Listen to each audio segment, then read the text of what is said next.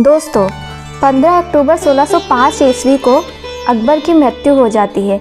उसने अपने अंतिम समय में मेवाड़ पर आक्रमण करने के लिए अपने पोते खुसरो के नेतृत्व में एक विशाल सेना तैयार की थी, परंतु वह मेवाड़ रवाना ना हो सकी। उससे पहले ही उसकी मृत्यु हो गई।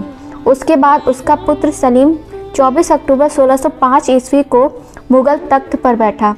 अकबर का सबसे बड़ा पुत्र था, जो आगे चलकर जहांगीर के नाम से प्रसिद्ध हुआ। अकबर की तरह जहांगीर भी मेवाड़ को स्वतंत्र नहीं देख सकता था। अकबर अपने 50 वर्षों के कार्यकाल में भी मेवाड़ को ना झुका सका। जहांगीर के लिए यह कार्य बहुत कठिन था, लेकिन मुगल सल्तनत में अपना दबदबा कायम रखने के लिए किसी भी मुगल सम्राट को ऐसा कार्य करना पड़ता था जो उसके लिए कठिन हो।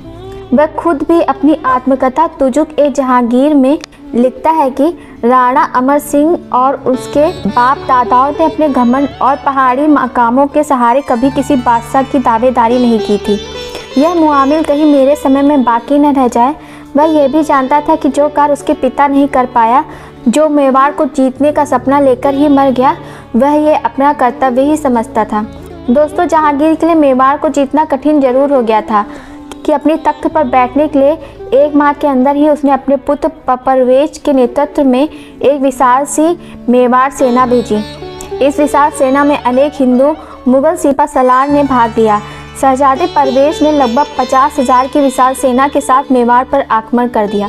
दोस्तों, महाराणा अमर सिंह की सेना कुल 50,000 थी, परंतु वह मेवाड़ की जगह जगह पर तैनात थी।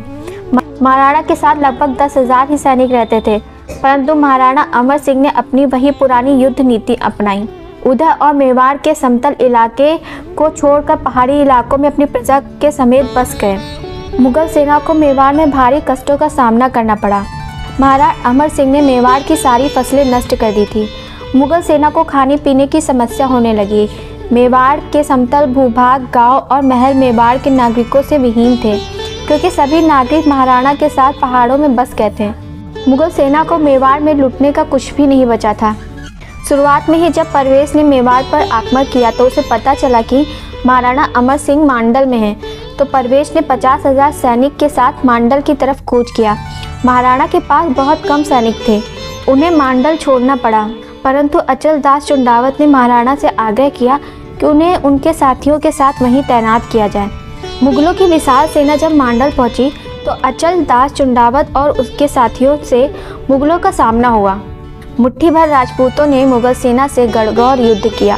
सभी राजपूत वीर गति को प्राप्त हुए और मुगलों का मांडल पर अधिकार हो जाता है। तो दोस्तों, अगर आपको वीडियो पसंद आई हो तो वीडियो को लाइक करें और कमेंट करके हमें ज़रूर बताएं कि आपको वीडियो कैसा लगा, और हमारे चैनल को सब्सक्राइब करें। बेल आइकन को दबाना ना भूलें, ताकि जैसे ही अगला पार्ट आए तो आपको उसका नोटिफिकेशन सबसे पहले मिल सके। धन्यवाद।